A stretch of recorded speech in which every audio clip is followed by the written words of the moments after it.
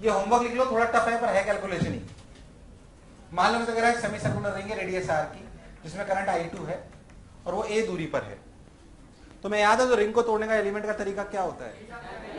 Theta पे जाके homework लिख लो। ऐसा होमवर्क जो टीचर नहीं कराएगा, खुद करते रही हो। हिंट दे दिया मैंने। रिंग को तोड़ने का तरीका क्या होता है? हालांकि आसान सवाल नहीं है, मैं पहले बता रहा हूं आपको, टफ है पर मैथमेटिकली टफ है, ये कंसेप्चुअली टफ। इतने सारे सवाल आपने कर लिए। अब याद करो, रिंग को तोड़ने का तरीका होता है थीटा पे जाके, तो उसके दो एलिमेंट लेना, फिर देखना वो एलिमेंट को भी आपको, अगर फोर्स की डायरेक्शन चेंज हो रही हो तो क्या उसके दो कंपोनेंट करके जोड़ते हैं? तो हॉरिजॉन्टल अलग इंटीग्रेट होगा और वर्टिकल कर सकते हो थोड़ा थोड़ा। अरे हाँ ना बोलिए यार। लिख लो होमवर्क लिख लो। और देख आई क्रॉस बी पे और कैसे सवाल आते हैं मैं आपको बताता हूं, देखते हैं ध्यान से। एक और सवाल होते हैं जिन्हें कहते हैं रियल प्रॉब्लम्स। क्या कहते हैं?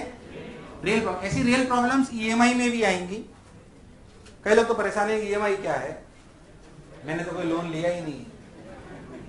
ईएमआई है इलेक्ट्रोमैग्नेटिक इंडक्शन, जो इसके बाद आएगा। उसी काफी सारी चीजें मैं आपको यहीं पे पढ़ा चुका हूं, बहुत सारी। ये देख ध्यान से, जैसे मैग्नेटिक फील्ड की प्रॉपर्टीज, एनर्जीज के बारे में बहुत सारी बातें सब यहीं बता चुका हूं मैं आपको। ये देख एक्चुअली क्या है कि रियल प्रॉब्लम्स होती हैं। ये रियल प्रॉब्लम की इंपॉर्टेंस क्या है मैं आपको भी ज्यादा नहीं समझा पाऊंगा, आपको ईएमआई में समझ आएगा। अभी उसके सवालों को समझो, its application of force, its application of force. आप ऐसे समझो कि ऐसे रेल्स हैं, ऐसे इस प्रकार, ठीक, ऐसे ऐसे रेल्स है। रेल समझते हैं ना सब लोग, वो रेल गाड़ी वाली रेल्स, और इनके ऊपर एक रॉड है जो स्किड कर सकती है हॉरिजॉन्टल प्लेन में। यार तुम्हें नहीं आया? ऐसे रेल्स हैं, उनके ऊपर ये वाली जो रॉड है वो स्किड कर सकती है। This is the setup. अब ऐसा अगर अपन हॉरिजॉन्टल प्लेन में बनाए तो हॉरिजॉन्टल प्लेन एचपी अपन ऐसे बनाते हैं, ये अपनी रॉड से शानदार, जिसपे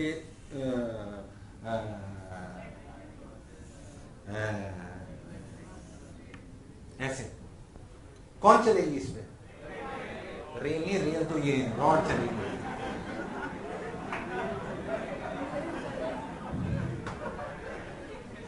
मैं नहीं पढ़ा हुआ है इसका। ऐसे जो रॉड है इसका मास m है, लेंथ l है और इसकी रेजिस्टेंस r ओम है। कितनी है? अच्छा, हम जो भी रेल्स ले रहे हैं वो ऐसा मान लें कि फ्रिक्शन लेस है। क्या है? फ्रिक्शन लेस है वो, और वो रेजिस्टेंस लेस भी है। कैसी है?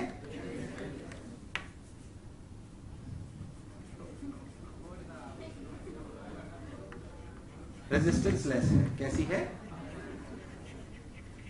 अब ध्यान से, इस रेल के साथ ऐसे एक बैटरी जोड़ दी गई जिसकी रेजिस्टेंस ये आर है और ये वोल्टेज वी है। Got my point? जो इस पूरे सिस्टम में ऐसे मैग्नेटिक फील्ड है। एक्चुअली अगर आप बहुत ध्यान से देखो ना तो why we are using this setup, अभी आपको थोड़ी सी फील आ जाएगी। इस बैटरी की वजह से करंट कैसे बहा? क्योंकि सर्किट क्या बना, अगर आप प्रैक्टिकली सोचो तो, अगर ये आपकी रेल सारी रेजिस्टेंस लेस है तो सर्किट आपका ऐसा हुआ। ध्यान से देखते हो, ये आर, ये बी, तो करंट कितना बहा भाई साहब? V by R plus R. इस करंट की वजह से हुआ क्या? रॉड पे क्या लगा? क्या लगा? क्या लगा? किधर? इधर मत बोला करो, इधर क्या होता है? लेफ्ट राइट ऊपर नीचे किससे होता है? Right left, right left, right left. क्योंकि करंट ऐसे बहा। बोलो बहा कि नहीं बहा? अब करंट ऐसे बहा और करंट आई बहा तो क्या फोर्स लगा? I L B. क्या इस फोर्स की वजह से इसमें काइनेटिक एनर्जी आई? अरे हाँ ना बोल। तो अगर ध्यान से देखें तो इस सेटअप की वजह से we have provided kinetic energy, और we can converted electrostatic battery की energy into kinetic energy. We have converted electric field energy into mechanical energy, जो हमारी कई बार रिक्वायरमेंट है। अरे यार हाँ ना बोल। अगर हमारे पास बैटरी में energy and we want to convert into the energy of the particle, क्या we can convert it? It is a simple example. पहला था जो मैं बोला चमका, मुझे लगा नहीं तुम्हें आया। अरे आया कि नहीं आया? अरे सोच लो। अरे पक्का? लो भाई साहब इधर आ गया, ये नहीं आया। अब सिंपल वही पूछ रहा था, बताओ फोर्स कितना लगा? क्या फोर्स लगा? I L B. फोर्स क्या लगा?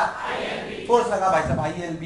देखो देखो ILB आई आई आई आई आई आई आई अपना कितना है? B by R plus R into L into B।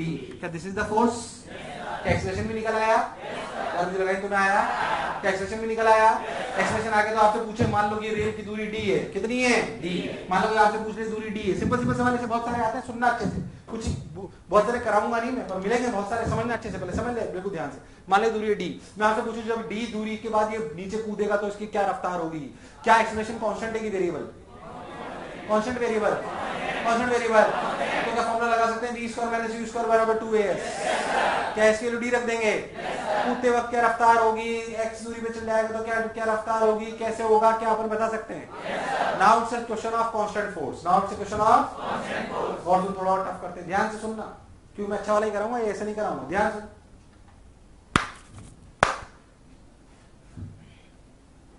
समझ आया? एकदम पक्का?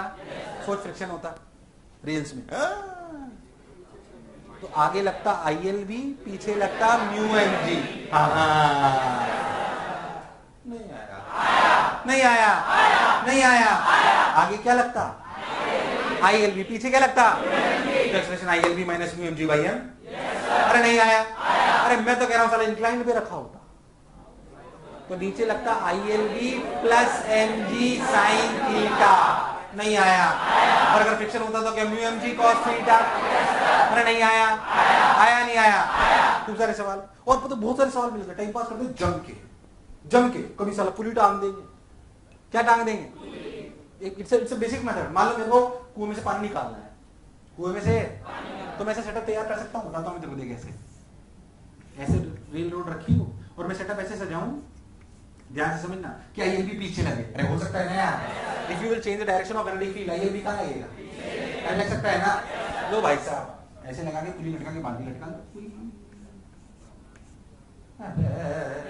अब बैटरी जैसे बटन दबाओगे पानी, तो इसमें इक्वेशन क्या लगी? ILB माइनस T, ILB बराबर MA, और यहां लगी T माइनस mg बराबर M।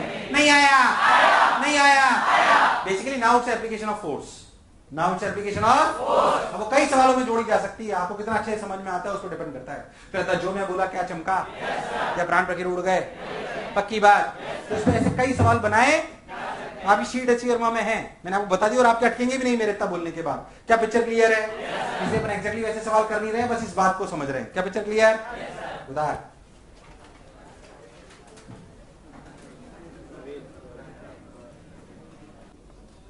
मैं आपको थोड़ा इसमें एक अच्छा सवाल कराता हूं, गणित का ही सवाल है हालांकि वो भी। मान लो मैं आपको बोलूं कि आपकी जो रेल्स हैं, क्या है आपकी रेल्स, ध्यान सुनना। मान लो मैं आपको बोलूं कि आपकी जो रेल्स हैं, ध्यान सुनना, जो आपकी रेल्स हैं, मान लो कि आपकी वही रॉड L, मास M, इसकी रेजिस्टेंस R ओम, यहां से अपनी छोटा r, ऐसे अपना ये, ऐसे ये B R है ना। मैं कह रहा हूं जो रेल्स हैं ये फ्रिक्शन लेस है, बट रेजिस्टेंस लेस नहीं है। मैग्नेटिक फील्ड भी ऐसे ही है, मैग्नेटिक फील्ड भी ऐसे ही है। मैं आपसे बोलूं अब जो रेल्स हैं वो फ्रिक्शन लेस तो है, पर वो रेजिस्टेंस लेस नहीं है। बोला इन रेल्स का लैम्डा ओम पर मीटर रेजिस्टेंस है, कितना रेजिस्टेंस है? किसका? कंडक्टिंग रेल्स हैं। कैसी रेल्स हैं? वो तो अपन मान ही रहे थे जैसे, पर इससे पहले जो मैंने सवाल करा उसमें उनको रेजिस्टेंस लेस माना कि रेजिस्टेंस वाला माना? मैं कह रहा हूं रेजिस्टेंस लेस नहीं है। अब लैम्डा ओम पर मीटर है, नहीं आया। अगर अपन बहुत लॉजिकली सोचे तो करंट जाहिर सी बात है ऐसे बह रहा है तो फोर्स इधर ही लगेगा, पर फोर्स वो कांस्टेंट रहेगा कि चेंज होगा? बढ़ेगा घटेगा, बढ़ेगा घटेगा। आपसे सवाल पूछा गया कि मान लो t = 0 पे सिचुएशन है, आपसे पूछा गया velocity is a function of x, आपसे पूछा गया velocity of rod as a function of x, आपसे पूछा गया velocity of rod as a function of x। तो टफ सा आएगा शायद। पहले एक चीज सोचो, किसी भी x दूरी पे जब हमारी रॉड होगी, किसी भी x दूरी पे जब हमारी रॉड होगी तो उसका इक्विवेलेंट सर्किट बनेगा क्या? ये R, ये V, ध्यान से देखो, ये आर, ये लेमडा एक्स, ये भी लेमडा एक्स, ये आर, ये बी, यार मुझे लगा तो मैं आया। तो करंट इस समय होगा V by R plus 2 lambda X. तो इस समय फोर्स होगा कितना? ILB। मैं अकेला ही सीख रहा हूं। ILB। तो फोर्स लिखा जाएगा ILB, यानी कि R plus R 2 lambda X, L की वैल्यू L, B की वैल्यू B। अगर फोर्स की जगह एक्सेलरेशन लिखे तो क्या नीचे मास से और डिवाइड कर दें? क्या this is acceleration as a function of x? तो कैसे लिख लें? V dV by dx। क्या लिख लें? तो V dV by dx equals to VLB upon m dx by r plus r into plus 2 lambda x। V ने V को क्यों क्यों क्यों? ये बड़ा भी है, छोटा भी, बहुत बढ़िया। ये वेलोसिटी है और ये, अरे नहीं आया, अरे पक्का। और x की लिमिट कहां से कहां तक? 0 to x। और ये आ जाएगा v स्क्वायर बाई 2। कितना आ जाएगा? क्या आप आंसर निकाल सकते हो? मुझे लगा नहीं तुम्हें आया नहीं आया, तो इसका थोड़ा टफ सवाल हो गया। पर अगर बात समझ में आती हो तो कोई खास बात, तुम्हारे प्राण प्रखेरु, बोलो क्लियर है। और सुन, और देख ध्यान से। हाँ भाई, अरे उतार लिया क्या? और टाइम पास नहीं करते हैं, आगे बढ़ते हैं। अब हम एक चीज पढ़ेंगे जिसे बोलते हैं मैग्नेटिक मूवमेंट। क्या बोलते हैं? जैसे मैंने आपको मैग्नेट के टाइम पे भी बात बताई थी, फिर से मैं आपको बताता हूं। मैग्नेटिक मूवमेंट एक नामक चीज होती है, पहले अपन इस बात को समझें, क्योंकि बेसिकली अब मैं तो अपन के सेगमेंट में जाने वाले हैं। अपन जाने वाले हैं M क्रॉस B में, मतलब P क्रॉस E में। P क्रॉस E कहाँ आया था? डाइपोल। पहली बात, आपको ईमानदारी से डाइपोल पढ़ के रखना है। क्या पढ़ के रखना है? याद रखना बिल्कुल अच्छे से। मैं वो पहले था 2-3 चीजें ढंग से पढ़ के रखना, क्योंकि EMI आने वाला है। मैं जो पहले पढ़ा चुका हूं उसे पढ़ाऊंगा जरूर दोबारा, पर उतना स्लो नहीं पढ़ाऊंगा। मैं पहले बता दूं, एक तो आपको डाइपोल पढ़ के रखना है, एक आपको इलेक्ट्रोस्टैटिक में गॉस लॉ याद है? उसके बाद पहले अपने फ्लक्स पढ़ा था। एग्जैक्टली सेम यहाँ पे मैग्नेटिक फ्लक्स आएगा, वहां पे E डॉट A, यहाँ पे B डॉट, जब EMI चालू होगी तो आपको फ्लक्स गॉस लॉ पूरा पढ़ के रखना है। और यहाँ पे अपना ये पढ़ के रखना है, क्या चीज? डाइपोल, है ना। अगर अपन मैग्नेटिक मूवमेंट की बात करें तो मैं आपको पहले एक सिंपल सी बात बताता हूँ।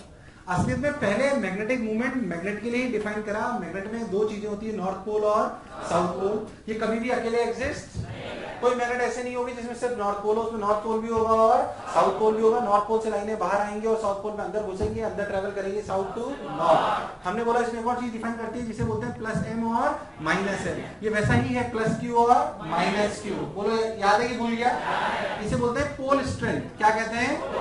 अरे हाँ ना बोल, पक्की बात, पोल स्ट्रेंथ। और यहां से लेकर अगर इसकी लंबाई L है, क्या है? तो एक चीज डिफाइन करेंगे, याद कर, जैसे डाइपोल मूवमेंट डिफाइन करते थे वैसे एक चीज डिफाइन करेंगे जिसे बोलते हैं मैग्नेटिक मूवमेंट। क्या बोलते हैं? क्या बोलते हैं? मैग्नेटिक मूवमेंट, जिसे हम बोलते हैं M इंटू L। असलियत में L is the length of the, क्या बात है भाई?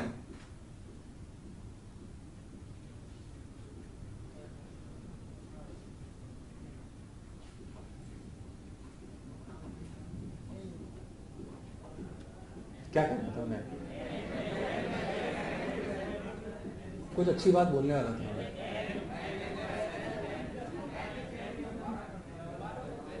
हाँ, L असलियत में जितनी लंबाई मैग्नेट की होती है ना, उससे थोड़ी सी कम होती है, उसे L इफेक्टिव कहते हैं। क्या कहते हैं? हालांकि तुम्हें नहीं दिया हुआ तो उसको बात करने पे कोई मतलब नहीं है, मैं से एक्स्ट्रा बता रहा हूँ। असलियत में L बोला जाता है लेंथ ऑफ द मैग्नेट असलियत में, पर M इंटू L में जो L होता है ना, वो L इफेक्टिव होता है और वो L से थोड़ा ऐसा माना जाता है कि पोल स्ट्रेंथ थोड़ी थोड़ी इधर उधर शिफ्टेड होती है। अरे हाँ ना बोल यार, खैर उसे अभी ज्यादा चर्चा कर रहे हैं। ये आया M into L, where M is the pole, ये बिल्कुल वैसा ही है। अच्छा, मैग्नेटिक मूवमेंट की डायरेक्शन किधर से किधर होती है? डायरेक्शन किधर से किधर होती है? South to north. किधर होती है? किधर होती है? South to north. ठीक है भाई, मैग्नेटिक मूवमेंट को ऐसे डिफाइन करा गया। असल में जब हम रियलिटी के वर्ल्ड, रियलिटी के जब हम आर्टिफिशियल वर्ल्ड में आए, जब हमने एक्सपेरिमेंट चालू करे, तो हमें बात बहुत क्लैरिटी से समझ में आ गई थी कि a magnet and a circular loop और a loop is equivalent in case of magnetic field diagrams. क्यों मैं आपको समझाता हूं। ऐसे मान लो करंट कैरिंग वायर है, अगर हम मैग्नेट के आसपास के डायग्राम की बात करें मैग्नेटिक फील्ड में तो इस प्रकार है।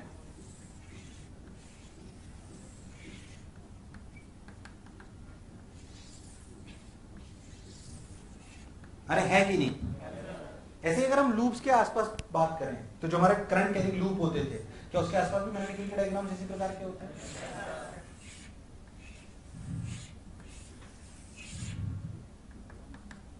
क्या this loop is equal to a magnet?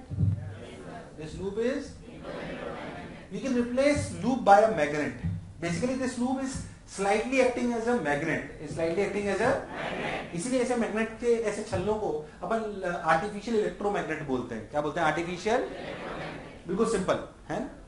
अच्छा भाई, तो इन दोनों के लिए एक ही चीज डिफाइन करेंगे ताकत दर्शाने के लिए, ये इन case of magnets magnetic movement is defined like this. But if we want to compare loops, if you want to compare by a magnet, then there we have to define magnetic moment for loops also. Then we have to define loops also. पहले था जो बोला चमका, अब सोच के देख जो इसका मैग्नेटिक मूवमेंट बेसिकली इसकी ताकत है मैग्नेटाइजेशन की। इसमें बहुत सारे शब्द होते हैं वैसे, hysteresis, magnetization, power of magnetization, ये वो बहुत इट्स इन वेरी डिटेल्स। मैं उस पर बहुत ज्यादा नहीं जा रहा, मैं वो बात समझाने की कोशिश कर रहा हूँ। क्या मैग्नेटिक मूवमेंट शोज द ताकत ऑफ द मैग्नेट? सोच यहाँ पे ताकत कितनी ज्यादा पावरफुल मैग्नेट है, क्या इस बात पर डिपेंड नहीं करेगा आई कितना है? अरे हाँ ना बोल, लॉजिकली सोच।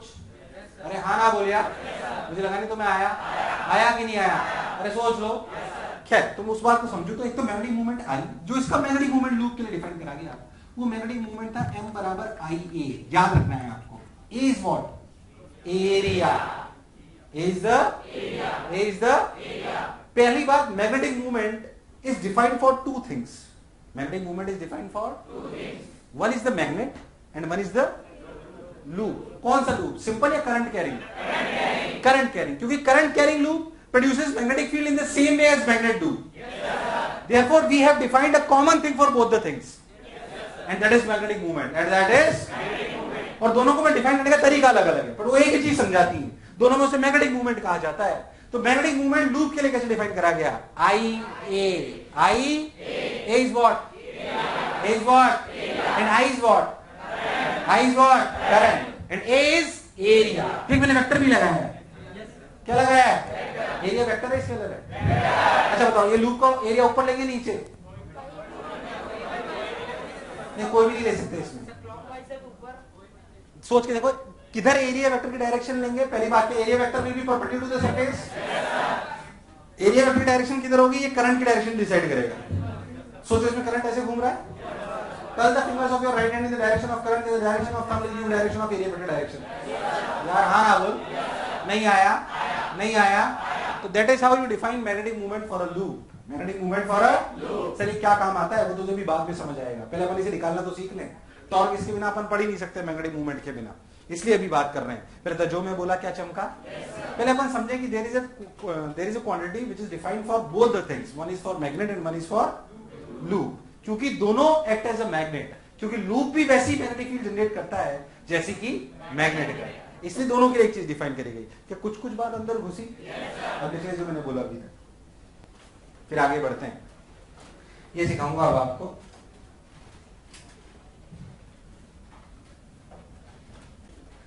तो अब हमारे लिए रोल है थोड़ी देर के लिए ये मैग्नेटिक मूवमेंट निकालना। एरिया वेक्टर की डायरेक्शन लिखने कैसे लेते हैं? For the direction of area vector is always perpendicular to the surface, and for the exact direction, curl the fingers of your right hand in the direction of current, then the direction of thumb will give you direction of area. अब तेरे को अगर एक अच्छा बच्चा हो ना, उसको पुरानी बात याद आ जाएगी मैं कहां से सवाल लाया हूं। ध्यान सुनना, ये x, ये y, ये z, आपका लूप ऐसे है। तुझे याद आ रहा है? आगे ना यार। अरे एक अच्छे बच्चे को लगेगा ये बार बार, और गधेड़े को लगेगा ये बार बार, और तुम्हें लगेगा ये। मान लो वही 5 मीटर का स्क्वायर है, कितने का? 5 मीटर का स्क्वायर है। ये एंगल 37 डिग्री है। करंट भाई साहब ऐसे दे रहा है। चलो बताओ इसका magnetic movement vector. Current I है, बताओ इसका मैग्नेटिक मूवमेंट वेक्टर। हाँ भैया देखें, सिंपल। क्या अपने को एबी एरिया वेक्टर लिखने के लिए कुछ एबी क्रॉस एडी करना चाहिए? कोई पुरानी बात जल्दी से कर देता हूं, ये ए बी सी डी, बोलो क्या करूं? एबी क्रॉस एडी की एडी क्रॉस एबी? इसमें थोड़ा ध्यान रखना पड़ेगा। क्या एरिया वेक्टर इधर की तरफ बाहर आना चाहिए?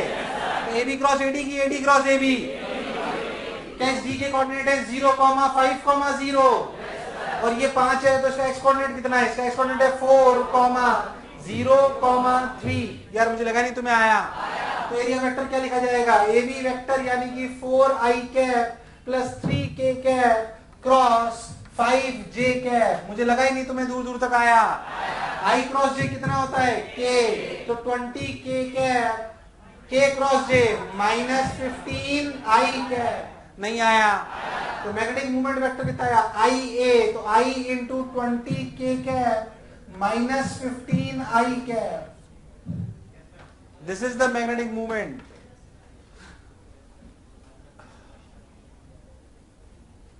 अब तुम्हें कुछ भी याद? कौन से चैप्टर में कराया था ऐसा? 2 बार। चलो चैप्टर याद है, बहुत बहुत धन्यवाद। चलो एक और इस तरीके करते हैं, कुछ अलग। मान लो ये एक्स एक्सिस, बात है अब ये वाई एक्सिस और ये अपनी जेड एक्सिस। मैं कह रहा हूं आपका लूप सारा जो है ऐसे है भाई साहब, देखना लूप लैपटॉप टाइप। क्या कह रहा है? सैटेलाइट लैपटॉप है। समझ आया?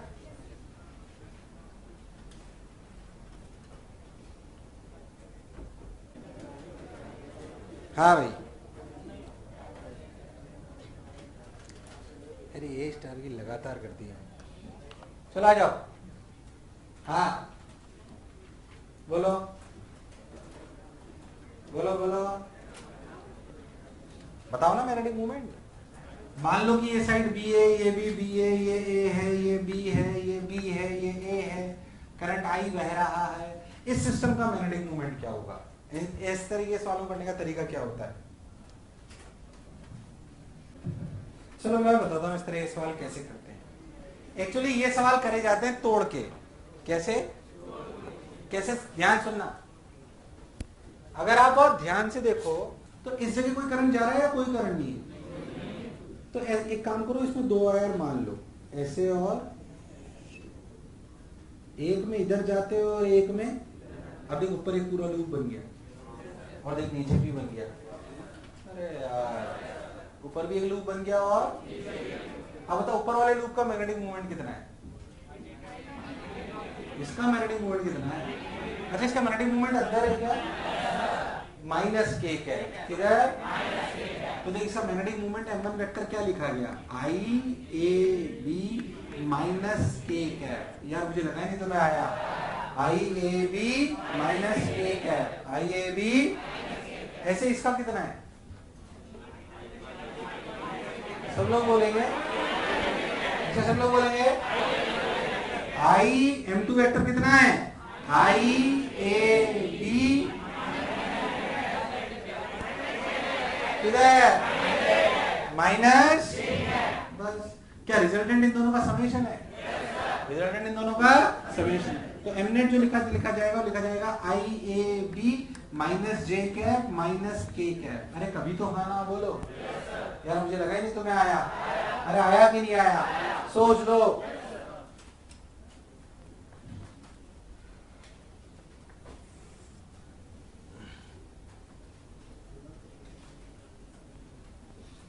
इस पे और बढ़िया सवाल बन सकते हैं, एक हाथ देखते हैं कैसे।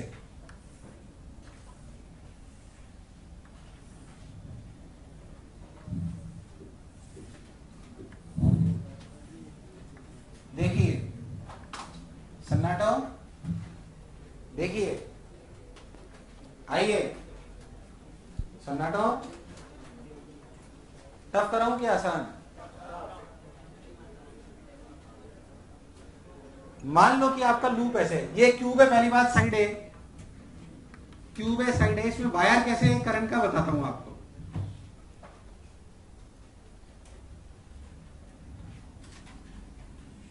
ऐसे करंट गया, फिर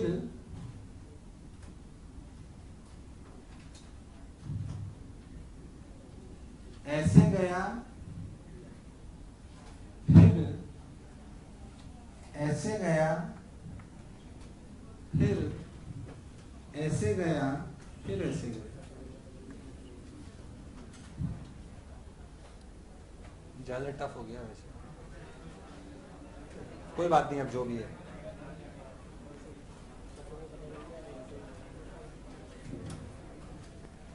जो पर्पल वाली लाइनिंग है ना, उसमें करंट बह रहा है, तोड़ मोड़ करना पड़ेगा,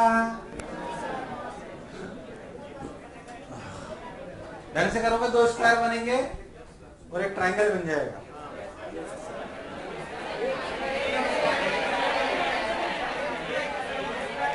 मैं उससे भी आसान करके बताऊंगा ना, तुमने स्क्वायर बनाया होगा वो टेढ़ा आ गया होगा, मेरा स्क्वायर टेढ़ा आएंगे ही नहीं। मैं ध्यान सुन, तुमने यहीं पे बना लिया होगा ना, वो भी सही है, कोई गलती नहीं है। मैं तेरे को बताता हूँ, और एक तुम लोगों ने अगर ऐसे सोच रहे हो कि यहाँ पे 2 वायर मिले, एक ऐसे और एक ऐसे, तो नीचे ट्रायंगल बन गया और ऊपर एक स्क्वायर बन गया जो 45 डिग्री पे इंक्लाइंड है। सही है, कोई गलती, मैं उसको और आसानी से भी कर सकता हूँ। सुनना कैसे, ध्यान सुनना, उसको आई कैप जे कैप में डायरेक्ट ला सकते हैं। कैसे? 2-3 जगह उसमें टेढ़े पे करनी पड़ेगी, ये ऐसे ऐसे, ध्यान सुनना, मैं थोड़ा मार्क करता हूं, ये एक बन गया, क्या इसमें ये एक्स्ट्रा है, इसमें ये, अब ध्यान सुनना, देख ये उल्टा आ गया,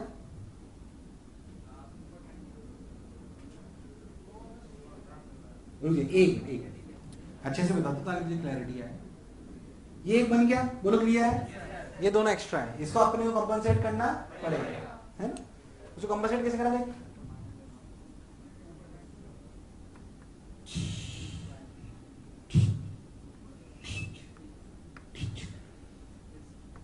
ये कंपनसेट हो गया, क्लियर? और देख, और कौन सा कलर है अपने पास? Yellow, yellow dirty pink. अच्छा, ये देख, ये कंपनसेशन बाकी है और ये बाकी है।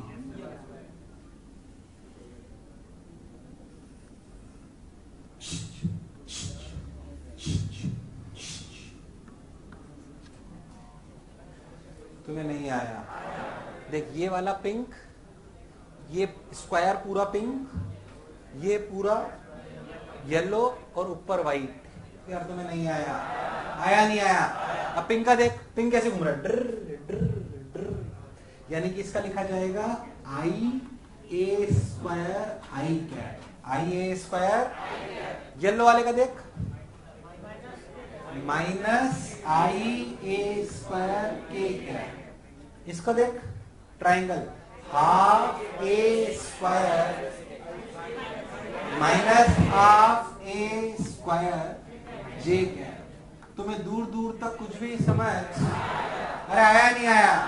तुम वो टेढ़ा ट्राइंगल, टेढ़ा स्क्वायर लेके करते तो भी ऐसा ही आता, उसमें कोई गलती वाली बात नहीं, जैसे आपको क्लिक कर जाए।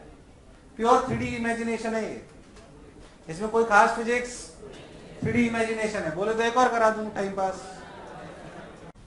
इस मैग्नेटिक मूवमेंट के बारे में थोड़ी थोड़ी चर्चा और करते हैं। जैसे मान लो मैं आपसे बोलूं कि एक सिंपल सी बात अपन पहले करते हैं, मान लो कि जैसे ऐसे एग्जांपल्स कई बार आते हैं, थोड़ी सी बातों को समझें। अच्छा, जो मैं बोल रहा था वो मैग्नेटिज्म जो आपके यंत्र में आया है उसको डाउनलोड कर लेना सब लोग। ये थोड़ी लंबी वो MB में कुछ फाइल होगी, उसे डाउनलोड कर लेना। वो बेसिकली एक बुक के कुछ पेजेस में स्कैन करके मैंने डाला हुआ है। तो जेई मेन का जो एक्स्ट्रा पोर्शन है कुछ वो उसमें से क्या क्या पढ़ना है वो मैं बताऊंगा आपको और मैं उसे एक्सप्लेन करूंगा। क्या मेरी बात क्लियर है? जेई मेन के लिए पूरा जो है वो पोर्शन पूरा मैंने स्कैन करके डलवाया है उसमें, देख ध्यान से। खैर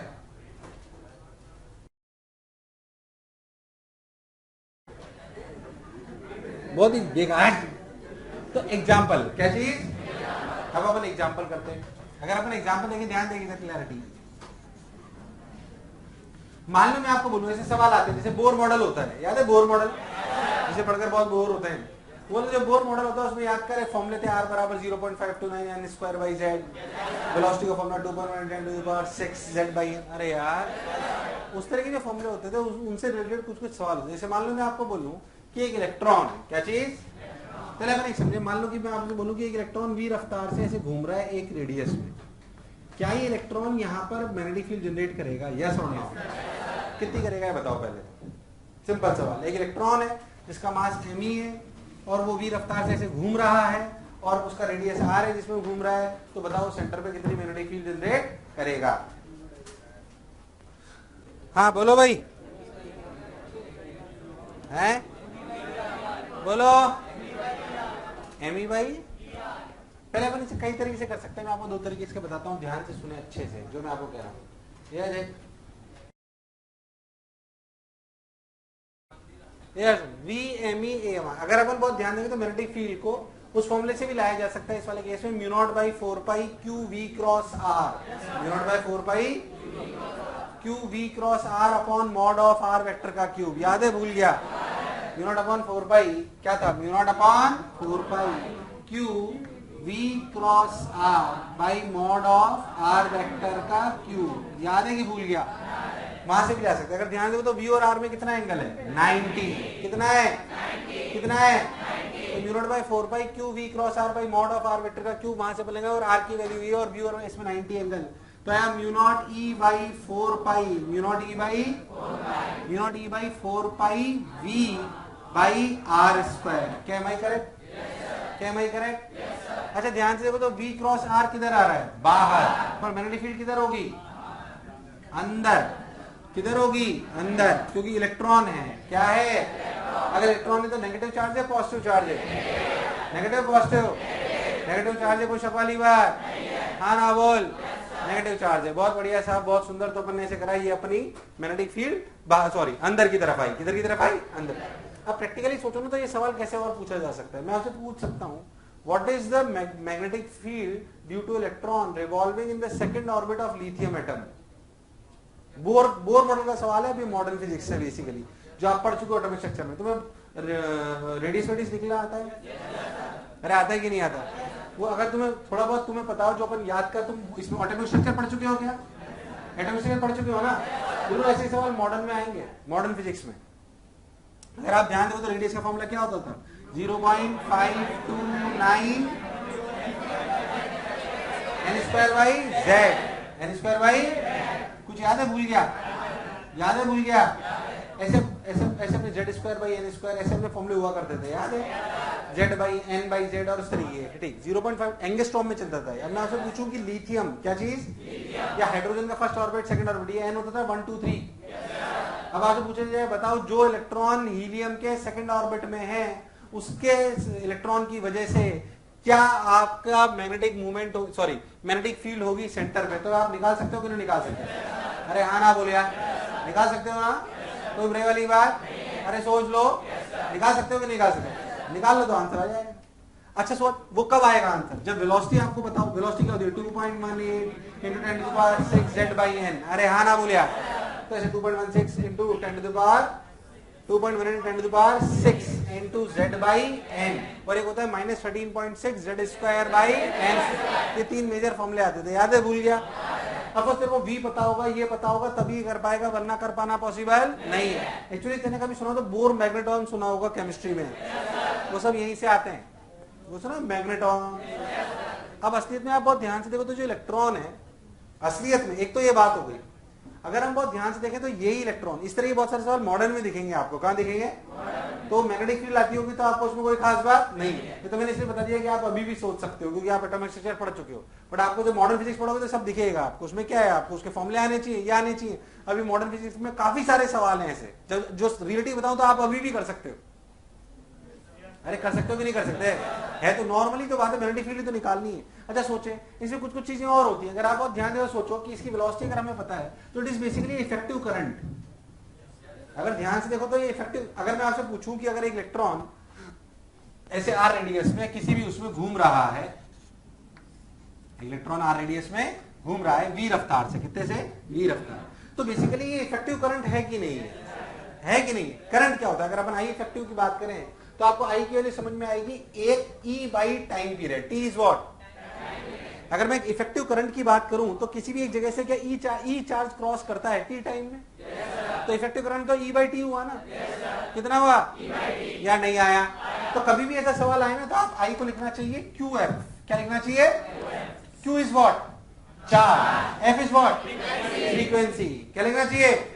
ऐसा कई जगह आएगा, एक चार्ज, दो चार्ज, कभी कभी ऐसा भी होगा कि हम ऐसा भी तो कर सकते हैं कि मान लो हमारे पास एक रिंग है, क्या है, जिसपे चार्ज ऐसे पूरी रिंग पे चार्ज है, मान लो ऐसे इंसुलेटर अपनी रिंग है, ध्यान सुनना अच्छे से। ऐसा सवाल आता है, मान लो आपको बोला जाए कि ring of charge q of radius r is rotating with omega, is rotating with पूछा जाए बताओ इस घूमती हुई रिंग की वजह से क्या सेंटर पे मैग्नेटिक फील्ड है, तो पहले बताओ होगी कि नहीं होगी, क्योंकि ये घूमती हुई रिंग भले ही इंसुलेटर है, इसमें चार्ज लगा हुआ है, पर चार्ज घूम रहा है कि नहीं घूम रहा है, तो इफेक्टिव करंट ही तो हुआ है। अरे क्या हुआ है, आज का लेक्चर थोड़ा रटने जैसा है, पूरा रटने जैसा आएगा, आपको चीजें याद होनी, ऐसा तो ऐसा, ऐसा तो ऐसा, ऐसा तो ऐसा, पर था जो मैं बोला चमका, तो अपने लिख दिया क्यू एफ, क्या चीज, अरे हाँ ना बोल, तो क्यू एफ, सबने बोला ठीक, मैंने ही बोला ठीक, पक्की बात। आ जाओ, ये ओमेगा और ये आर, अभी क्यू घूम रहा है, स्लिप में क्या इफेक्टिव करंट है, ये इफेक्टिव करंट, अरे वाह नहीं, क्या इफेक्टिव करंट है, बिल्कुल इफेक्टिव करंट है, तो आई बराबर क्यू एफ। खैर मैं वापस यहां पे आता हूं, इन चीजों को आपको समझाता हूं। असलियत में जो करंट है, इस करंट की वजह से सेंटर पे मैग्नेटिक फील्ड कितनी आई, mu naught I by 2r। पहले तो करंट कैरी रिंग की वजह से जो सेंटर पे मैग्नेटिक फील्ड होती थी वो कितनी होती थी, mu naught I by 2r। कैसे लिख सकते हैं, वापस वही आंसर है, टेंशन मत लो, mu naught I by 2r, mu naught I by 2r, देखना ध्यान से, तो दोनों तरीके से निकाल सकते हैं, इसलिए मैं बता रहा हूं इसको। Mu naught I by 2r, तो म्यू नॉट आई कितना, Q F, basically E by T, अच्छा टी कितना है, 2 पाई आर बाई वी, तो कितना आ गया 4 पाई आर स्क्वायर वी। अरे क्या आंसर वही आया, देख हो रहा, अरे यार क्या मैग्नेटिक फील्ड का आंसर वही आया, चाहे आप इस तरीके से देखो चाहे उस तरीके से देखो, बट अगर इस वाले केस में उस आंसर की बात करी जाए तो कैसे लिखा जाएगा, फिर से आंसर लिखा जाएगा magnetic field is mu naught I by 2r, mu naught I by 2r, और आई के लिए लिखी जाएगी क्यू एफ, और F is what, Q by T, and T is what 2 pi by omega, यानी कि आया Q omega by 2 pi, Q omega by, यार नहीं आया, तो आई की वैल्यू यहाँ पे रख दो, तो रखा गया mu naught Q omega by 4 pi R. पहले था जो मैं बोला क्या चमका, यार मुझे लगा ही नहीं तुम्हें चमका, अरे आया कि नहीं आया, अच्छा तो फिर इसमें निकालने की क्या जरूरत, ठीक है सर तो हमें समझ आ ही रहा है। असली में इंटरलिंक्ड होते हैं सब कुछ, ये बोर मैग्नेटोन आपने सुना हो, कभी मैग्नेटिक मूवमेंट सुना है, सुना था ना, हालांकि मैं उसे केमिस्ट्री से लिंक नहीं कर रहा हूँ बहुत ज्यादा, पर आप एक बात तो समझे, असली में एक रेशो हमेशा सेम रहता है, क्या मैं आपको समझाता हूँ। अब अगर हमारे को मैग्नेटिक फील्ड समझ में आ गई, क्या समझ में आ गई, अच्छा इसमें कुछ कुछ चीजें और देखी जाती है जिसे हम बोलते हैं मैग्नेटिक मूवमेंट, क्या बोलते हैं, मैग्नेटिक मूवमेंट। ध्यान से देखो, अगर मैं इसका मैग्नेटिक मूवमेंट निकालने की बात करूं, मैग्नेटिक मूवमेंट क्या होता है, आई इंटू ए, आई कितना, क्यू एफ, आई कितना, क्यू एफ, बहुत बढ़िया। तो अगर अपन क्यू एफ की बात करें तो लिखा जाएगा ई इंटू एफ, और एफ की वैल्यू कितनी 1/t, और वो लिखा जाएगा 2 pi R by V into pi R square. पहले तो यस और नो, ये चमका कि नहीं चमका, अरे हाँ ना बोल, ध्यान से देखो, तो पाई ने पाई को मार दिया, एक आर ने आर को मार दिया, बोलो कितना आया, ई वी आर बाई 2, अरे कितना आया, या नहीं आया। ऐसे अगर इसमें मैग्नेटिक मूवमेंट लिखा जाए तो मैग्नेटिक मूवमेंट क्या लिखा जाएगा, आई ए, क्या लिखा जाएगा, आई कितना, भाई साहब आई आई आई आई आई ले रहा, आई लिखा गया Q omega by 2 pi into pi R square, pi ने पाई को क्या आया Q omega R square by 2। पहले था जो बोला चमका, क्यों पीछे पढ़ रहे हो सर मैग्नेटिक मूवमेंट के? पढ़ रहे नहीं, पढ़ना पड़ेगा क्योंकि एक चीज बहुत फिक्स रहती है। क्या वो मैं आपको बताता हूँ, ध्यान सुनना। अगर आप इस इलस्ट्रेशन में ध्यान से देखो, देख चीज क्लैरिटी समझ में आएगी। अगर इस इलस्ट्रेशन में बात करूं तो this is the magnetic movement जो मैंने अभी लिखा, clear? This is the magnetic movement जो मैंने नहीं आया, जो मैंने लिखा वो ये रहा मैग्नेटिक मूवमेंट। अच्छा, अगर मैं इसका एंगुलर मोमेंटम लिखूं, ये कहां से आ गया? क्या लिखूं? एंगुलर मोमेंटम क्या होता है? I omega. क्या होता है? क्या होता है? I omega. अच्छा, इसका रिंग का moment of inertia M R square. क्या एम आर स्क्वायर ओमेगा? यार हाँ ना बोल, कोई बुराई वाली बात? अरे सोच लो, अरे पक्का?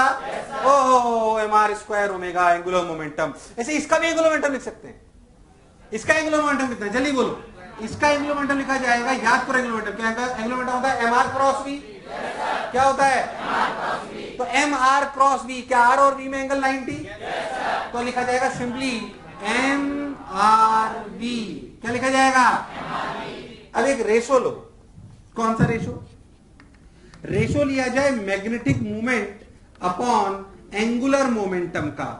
Magnetic movement upon magnetic movement कितना है? कहा है? ये रहा। कितना है? E V R by 2। और angular momentum M R V. R V ने आर वी को क्या आंसर आया? E by 2m। कितना आया? यानी कि Q बाई 2m। कितना? यहां देखते हैं एंगुलर मोमेंटम और इसका रेशो। Magnetic movement by angular momentum. Magnetic movement कितना? Q omega R square by 2 upon M R square omega. R square omega ने आर स्क्वायर ओमेगा को ओहो फिर से Q बाई 2m। असलियत में रेशो कांस्टेंट रहता है for any setup. For any setup this ratio remain same. और 3 बार जेई पूछ चुकी है इस रेशो को। ये रेशो सेम रहता है। कौन सा ratio? Q by 2m, that is magnetic movement upon. अभी और भी मैंने 2 के लिए प्रूफ कराया, देख कराया कि नहीं कराया? 2 सिस्टम में प्रूफ कराया, 1-2 के लिए और करा के बताऊंगा, तेरे को फील आ जाएगी हाँ यार ये कांस्टेंट रहता है। ध्यान से देखिए, जो रेशो आया ये इंडिपेंडेंट ऑफ ज्योमेट्री है। ये इंडिपेंडेंट ऑफ, देख ध्यान से। अरे नहीं आया। अगर एक चार्ज के लिए ये है तो आप कोई भी डिस्ट्रीब्यूटेड सिस्टम अगर लोगे तो उसमें भी है तो चार्ज ही है, तो जो घूम रहा है। पहले तो यह छोड़ लो। तो ये जो रेशो होता है, किसका रेशो? मैग्नेटिक मूवमेंट अपॉन, वो रेशो कांस्टेंट रहता है। कितना? Q by 2m। देख 2 के लिए प्रूव करके बताया मैंने। यार नहीं आया, इसलिए शुरुआत में लग रहा है 2 इलस्ट्रेशन एक साथ चल रहे हैं, दोनों एक साथ हैं। पहले जो मैं बोला चमका। तो पहले तो आपको समझ में आना चाहिए कि इस तरह के सवाल आपके पास आ सकते हैं और ऐसे मॉडर्न फिजिक्स में बहुत सारे आ सकते हैं जो मैं आपको बता रहा हूं। और यहां पे जो आपको रखने वाली बात है वो ये है कि ratio of magnetic movement upon angular momentum remain same and that is Q by, that is Q by. आवाज नहीं आना बोल, मुझे लगा नहीं तुम्हें आया। आया नहीं आया?